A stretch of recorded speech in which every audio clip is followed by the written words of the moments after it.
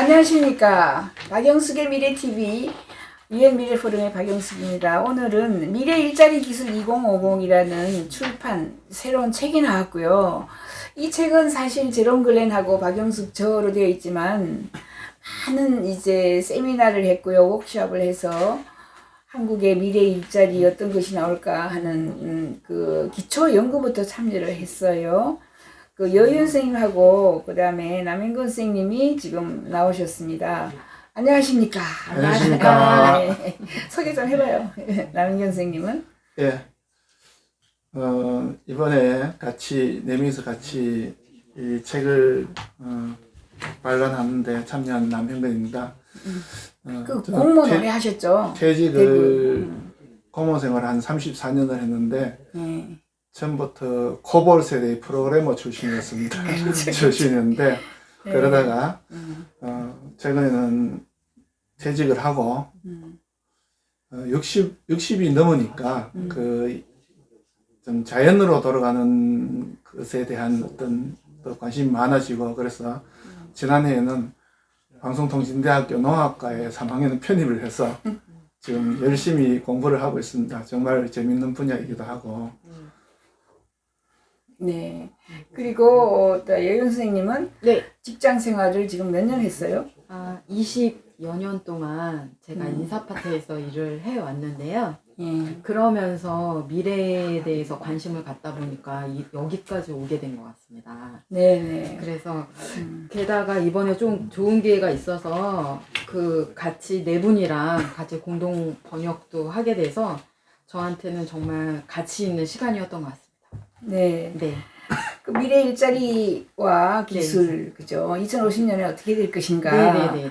는 파트가 몇 개 파트로 나누어져 있죠? 네네. 이제 교육도 있고요, 그죠? 네네. 기업 역할도 있고, 맞습니다. 문화, 뭐, 네네네네. 그다음에 정부의 역할 이렇게 돼 있고, 예, 그런 분야 중에서 어느 분야가 제일 관심이 있고 관여를 저는 했나요? 최근에 제가 그러니까 회사를 다니다 보니까 가장 많이 와닿았던 것 중에 하나가 실업이었던 것 같아요. 그래서 최근 뉴스를 봐도 실업급여 받는 게 이번 4월 달만 해도 1조에 육박한다고 하더라고요. 게다가 이번 3개월 연속 사상 최대를 기록을 했다라는 뉴스를 딱 봤을 때 정말 마음이 아프더라고요. 왜 그러냐면 그만큼 사람들이 일자리를 잃은 거잖아요. 근데 이제 그게 뭐 다양한 문제도 있겠지만 어쨌든 최근에 이제 최대 이슈가 되고 있는 건 코로나. 그 코로나 때문에 기업체도 휘청하고 그리고 자영업자도 휘청하고 이러다 보니까 이런 실업급여를 받는 이게 1조에 육박하는 게 되지 않았나. 그러면서 이것도 남의 일이 아니라 내 일일 수도 있겠다라는 위기감을 되게 많이 느껴서 이 부분에 대해서 좀 되게 많이 생각하게 됐는데 이번에 저희가 미래 일자리와 기술 이걸 하면서 내가 만약에 갑자기 일자리를 잃게 되면 난 앞으로 어떤 일자리를 가져야 되나 어떤 기술이 나올 건가 이거에 대해서 다시 한번 생각을 할 수 있는 그런 기회가 됐던 것 같아요. 네. 그래요. 네네네네. 네. 우리 남인건 선생님은 이제 이게 기본소득인데, 그죠? 기본소득은 이렇습니다. 외국에서는 모든 복지제도를 통합하여 그냥 쫙 나눠주는 거예요. 기본소득으로. 기본적으로 나눠주고, 그 다음부터는 이제 복지에 너무 많은 시스템 제도가 있을 때에 그게 이제 인건비가 들어가는 거죠. 계속해서 많은 복지 전달 비용이 들어가니까 그런 것을 줄이자. 저희가 계산을 한번 해봤었어요. 그 당시에 미래 예측을 하면서 한국이 5천만 명이 살고 있는데 5천만 명이 40만 원씩 만약에 받았을 때는 200조 정도가 필요한데 지금 이미 우리 200조 더 이상 쓰고 있거든요. 그래서 아마 60만 원, 70만 원까지도 지금 갈 수 있다. 이미 우리나라는 기본소득을 나누어줘도 아무런 문제가 없는 그런 국가다라는 것을 제가 막 주장을 하고 제가 국제회의에서 발표도 하고 했어요. 이렇게 가까이 이 기본소득이 다가왔는데 어떤 생각이 있으세요? 지금 이번에 출판한 책에 보면 2050년까지 정말 많은 사람들이 실업자로 전락을 할 수 있다고 되어 있고, 그 실업의 원인들이 새로운 기술이 발달하고 인공지능이 또 발달하면서 그래 될 수도 있는데, 물론 산업혁명 이후에 그 새로운 자동화가 이루어지면서 실업이 더 많아질 거라고 했지만은 실제로는 그 일자리가 더 많이 생긴 건 사실인데, 지금 어쩌면 기본소득이 우리나라 고령화를 대비해서 시행착오가 일어날지라도 시작을 해야 될 입장이었고, 더구나 이번 코로나19 사태로 인해서 사실 첫 시작의 단추를 꼈다고 볼 수가 있는데, 지금도 사실 현재 그 분석을 한번 해보면 우리나라가 그 경제 연령 인구라고 합니까? 그 15세에서 64세까지 경제활동 인구라고 하는데, 사실 64세까지 생활을 하고 수명이 100세까지 간다고 하면 한 35년에서 40년 정도는 일을 안 하고 이제 먹고 살아야 되는 그런 부분이 생기고, 사실 15세가 경제활동 인구라고 보기에는 요즘 추세로 봤을 때는 거의 대학교 졸업한 수준이 되면 23살에서 4살 되는데, 결국은 한 25살 되는 사람 될 때부터 시작해갖고 64세까지 거의 한 40년 좀 되는 연령층에 있는 분들이 돈을 벌어서 세금을 내고 해서 64세 이후에 100세까지 일을 다 먹여 살려야 되는, 그리고 24세까지도 또 먹여 살려야 되는 이런 부분이 있는데, 그렇다면 그런 재원을 어떻게 이제 앞으로 인구는 자꾸 줄어들고 고령화는 시작되고 그 다음에 경제활동 인구는 줄어드는데, 그러면 재원을 어떻게 확보할 것인가. 좀 전에도 그 다른 채널에서 우리 박 대표님이 말씀하셨습니다만은 109페이지에 있는 이 책의 109페이지에 있는 재원을 확보 방안이라든가, 그럼 우리가 사실 자동차에 대해서 세금을 부여하는 거나 앞으로 어떤 새로운 신기술에 대해서 세금을 부여하는 것과 같은 취지로 지금 이번 코로나 사태를 기회로 해서 좀 더 기본소득에 대해서 확실하게 정착해 나가는 좀 방안을 강구를 하고 그런 사례가 되었으면 하는 어떤 그런 생각을 갖고 있습니다. 그렇죠. 그래서 65세 은퇴하고 30년, 40년 동안 굉장히 그 요즘에는 그죠, 뭐 팔팔하죠. 팔팔이는 그런 그 여유 노동력을 우리가 어떻게 활용하느냐 굉장히 중요하고요. 그다음에 뭐 미래 산업이 굉장히 중요합니다. 미래 부상할 산업을 해야 되겠죠. 그래서 저 같은 경우에는 미래 부상은 바이오 메디슨 이쪽으로 가면서 우리나라가 특히 잘할 수 있는 게 약초, 항암 또는 뭐 산야초 이런 쪽으로도 굉장히 그 해외에서 면역성 강화로 해서 이번에 코로나는 약이 없기 때문에 면역성을 강화하려고 한국에 뭐 한약재 굉장히 많이 찾고 있어요. 지금도 미래 산업이다 이런 생각을 합니다. 자, 선생님은 뭐 교육 분야, 기업 분야, 문화 분야 뭐 이런 정리를 좀. 네. 그래서 저는 이번에 이제 이런 실업이나 이제 이런 일자리를 많은 사람들이 잃다 보니 이런 코로나 사태로 인해서 교육이나 기업이나 문화가 어떠한 변화가 좀 일어나기 시작했거든요. 이제 그거는 제가 보는 관점에서 좀 말씀을 드릴게요.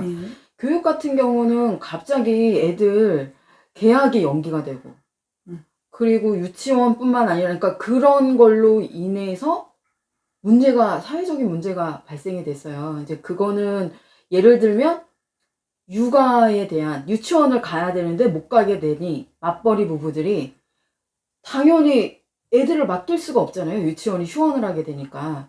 그래서 그걸로 인해서 당국에서는 뭐 가족돌봄 제도라든지 막 이런 거를 급하게 만들어서 지원도 하고, 그리고 휴가도 기업체에서도 휴가도 낼 수 있게 하고 했지만 가장 큰 변화는 온라인 강의인 것 같아요. 갑자기 그러니까 대면으로 오프라인으로 강의를 수업을 들을 수 없다 보니까 갑자기 온라인 강의를 할 수밖에 없게 됐어요. 원격 교실이라고 그래요. 네, 그죠? 원격 그렇죠. 교실, 그래서 온라인 교실. 요즘에는 인싸라는 표현을 쓰는데 어쨌든 그렇게 인싸가 뭐예요? 인터넷 강의, 음, 인싸를 아니 사이버 강의, 사이버. 예, 사강. 예, 사강. 사강, 죄송합니다. 사강. 인싸가 아니라 사강이네요. 음. 네네. 사이버 강의를 이제 얘기를 하는데, 이걸로 인해서 지금 기술이 그 갤럭시 20, 이거는 광고는 아니고요. 갤럭시 이제 20 거기에서 기능을 보면 단번에 동영상을 촬영을 하면서, 그 온라인 강의를 할 수 있는 그런 기능을 탑재해 있더라고요. 이제 이런 식으로 기술들이 계속 저희 쪽하고 이렇게 알게 모르게 기술이 나오고 있는 거죠. 이런 변화로 인해서. 그리고 기업 같은 경우는 사실 이런 코로나로 인해서 그 사회적 거리두기라든지 아니면 같이 그 좁은 사무실에서 같이 일하기가 어렵게 됐어요. 이걸로 인해서. 그러다 보니까 기업체에서 생각하는 게 누구랑 어디에서 일하느냐 이게 중요한 게 아니고 어떻게 일하느냐가 되게 중요하게 되더라고요. 그래서 그거랑 관련된 또 다른 신기술이 미래 관련된 기술이 원격 기술. 네, 원격 기술이죠. 근무. 네. 그러한 기술들이 나오게 되는 거죠. 예. 그리고 또 하나는 뭐 직격탄을 받았던 건 문화였던 것 같아요. 왜 그러냐면 교육이라든지 기업이나 뭐 이런 것들은 사실 꼭 해야 되는 어떠한 좀 더 해야 되는 그런 것들이 있는데 문화는 사실 선택할 수가 있잖아요. 그러다 보니까 사람들이 그런 문화적인 비용을 줄이다 보니까 그쪽이 엄청난 타격을 받았다고 막 뉴스도 나오고 하더라고요. 그렇죠. 그러다 보니까 새로운 문화를 다시 만들더라고요. 집콕 문화 뭐 이런. 예. 그러다 보니 아마 다 아시겠지만 요즘에 트로트가 많이 유행이긴 한데 트로신이 떴다 거기에서도 새로운 기술들이 저도 봤어요. 예. 네네네네 화상 콘서트 예, 예. 뭐 이런 식으로 해서 최초로 시범적으로 방송을 하더라고요. 그러니까 이렇게 새로운 기술들이 이러한 위기 때 새로운 신기술들이 나오더라고요. 그래서 이제 그래서 그런 그걸 거 저희가 네네. 원격 문화라고 합니다. 원격 네네네 문화체험. 원격 문화. 그래서 네네. 원격 교실, 원격 진료, 원격 근무, 원격 여행, 원격 네네네. 스포츠도 있고 지금 네네네네네네 난리났습니다. 맞습니다. 그렇게 문화가 바뀌는 걸 보고 이런 관련된 원격 기술들이 많이 나올 수 있는 그런 기회가 되지 않을까. 왜냐하면 항상 사회 변화, 인식 변화가 돼야지 그 타이밍에 맞춰 기술이 나와야지 사람들이 인지를 하거든요. 근데 먼저 기술이 나오면 이게 좀 인식되기가 되게 어렵더라고요. 근데 요 타이밍에 조금 이런 코로나로 인해서 이러한 신기술이 조금 더 빨리 나오긴 했으나 어쨌든 저희가 받아들일 수밖에 없는 상황이기 때문에 이런 신기술이 좀 많이 나와서 그렇죠. 지금 저희 어려운 이런 부분을 좀 많이 해결해 줄 수 그렇죠. 있습니다. 방탄소년단도 뭐 했다면서요. 아, 네네네네. 방탄소년단도 6월 달에 방방콘이라고 해서 네. 콘서트를 열거든요. 그래서 거기에서도, 이러한, 그러니까 시도되지 않았던 새로운, 예, 온라인 콘서트? 예, 그런 게 진행이 될 예정입니다. 그렇죠. 6월 우리가 달에. 이제 뭐 가상현실로 방방콘이라고. 하는 거 아닌데 실제로 막 접속을 해서 그죠? 네, 맞습니다. 그러니까, 실시간 스트리밍을 해서 접속을 해서 전 세계 아미들이 접속을 해서 네, 그 방방콘을 볼 수 있는 거죠. 그렇죠. 그렇게 네네. 해서 우리나라가 또 그 부분에서 1위를 할 수 있어요, 그죠? 방탄소년단이 우리가 네네네네. 사듯이 이 네, 맞습니다. 방방콘 콘서트를 다른 데 막 팔아먹을 수 있잖아요, 다른 나라에. 네. 네네네. 그렇습니다. 그리고 아무튼 정부도 이번에 너무 놀랐고 그죠? 네, 정부가 맞습니다. 코로나 때문에 맞아요. 네. 무슨 규제, 무슨 법, 무슨 뭐 국회의원들이 뭐 이것저것 발목 잡던 거 싹 다 들어가고 그죠? 네. 특히 저는 뭐 제일 놀란 거는 데모가 없어졌다. 우리나라는 데모의 나라인데 광화문이 네네. 조용하고 깨끗하다. 아, 네네네. 그렇잖아요. 과학 서울역도. 분야의 노동자들이 네. 그저 쑥 들어갔다. 조용하다. 굉장히 이제 앞으로는 예, 그런 분야에서도 많은 발전이 있을 거예요. 그냥 목소리 크다고 그죠? 이기는 사람들이 아니라 이제는 전 세계 여론이라든가 이렇게 과학적인 기술로 통해 가지고 맞습니다. 통계가 나오든지 해서 네네. 어떤 대안 문화로 가야지 계속해서 뭐 죽여라, 나만 살자 뭐 이런 문화가 아닌 새로운 문화가 나올 수도 네, 있겠고. 맞습니다. 그래서 우리 이 책에서는 뭐 기본소득에 대해서 굉장히 많은 새로운 이야기들도 해드렸고 대안들도 많이 내놨고 그죠? 네. 하지만 이게 한 5년 전에 막 실시된 거라 음. 코로나는 거의 들어간 게 없어요. 근데 네. 지금 이제 밀레니엄 프로젝트는 우리 유엔 미래폰 본부에서 네. 적십자하고 네. 그 다음에 뭐 FDA하고 뭐 여러 그 유엔 기구 기관들이 코로나 이후의 삶, 포스트 코로나를 연구를 하고 네. 있고요. 이 네네네. 포스트 코로나 연구를 한 3가지를 이미 진행하고 있습니다, 우리가. 근데 그게 이제 뭐 올해 말 뭐 이런 식으로 가겠죠. 아직까지 진행 막 중이니까 레드크로스에서 적십자에서 우리에게 돈을 줘서 그죠? 막 이런 나라에 우리가 66개국에 여러 전문가들을 초청해서 또 공부를 하고 있고 그 많은 이런 디맨드가 있어요. 저희에게 물어봐요. 미래학자니까 저는 뭐 여러 군데 정말 바쁘게 인터뷰를 하러 돌아다니고 정부 기관, 기구, 정부 행정단체 돌아다니면서 네네. 포스트 코로나 어떻게 오고 뭐 준비해야 되나 네. 이런 거 하고 있고 그래서 교보에서 저도 책이 2월 초에 세계 미래 보고서 2035 2055까지 이게 시리즈로 계속 나오는 건데 네네.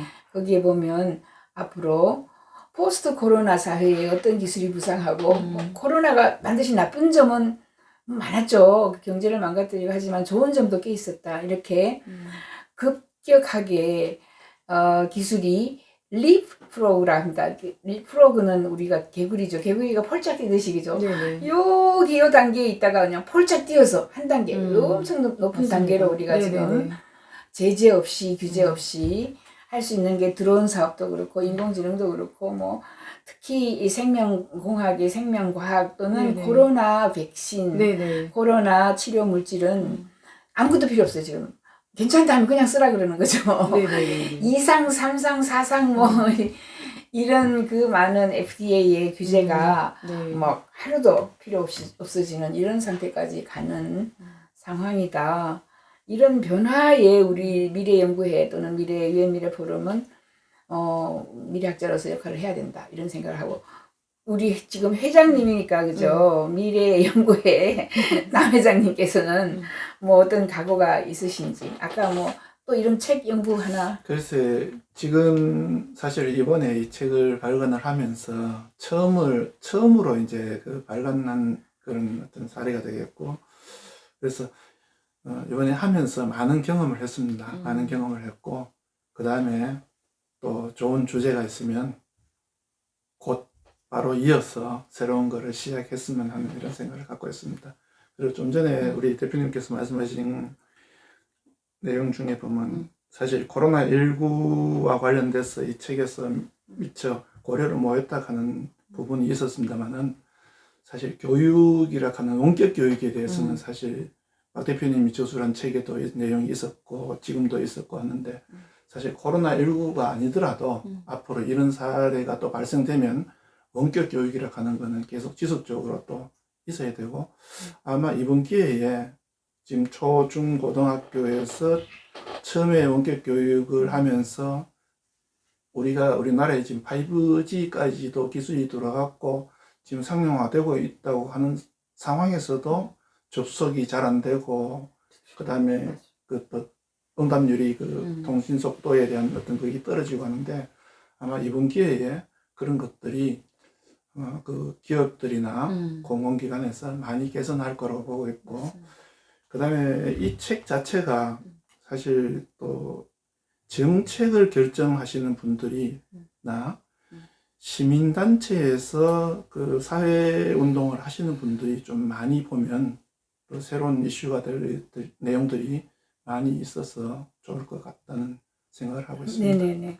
그렇죠. 그래서 결국은 코로나 이후의 삶 우리가 연구하는 것도 책을 한번 내보실 수 있고 아니면 지금 저희 유엔 미래 포럼에서 구독 경제 옛날부터 우리가 강조했습니다. 구독 경제로 간다. 앞으로는 비즈니스 모델이 75%가 구독 경제로 간답니다. 물건 하나하나 파는 것보다 그냥 1년치를 다 받아요. 그죠? 구독하는 걸로. 이런 식으로 75%의 모든 비즈니스는 구독인데 그 구독 경제를 완성시켜주는 게 WEM이라는 프로그램이 있어요. WEM. 이런 프로그램도 우리 미래연구에서 배워서 앞으로 세상 변화에 좀 앞장서 가는 그런 책자도 하나 만들어내 봐도 좋겠고, 뭐 할 일이 많습니다. 그죠? 네. 아무튼 오늘은 여기까지 예, 여러분들의 그 미래 일자리 기술 2050 책이 많이 팔리기를 기원합니다. 감사합니다. 수고하셨습니다. 수고하셨습니다.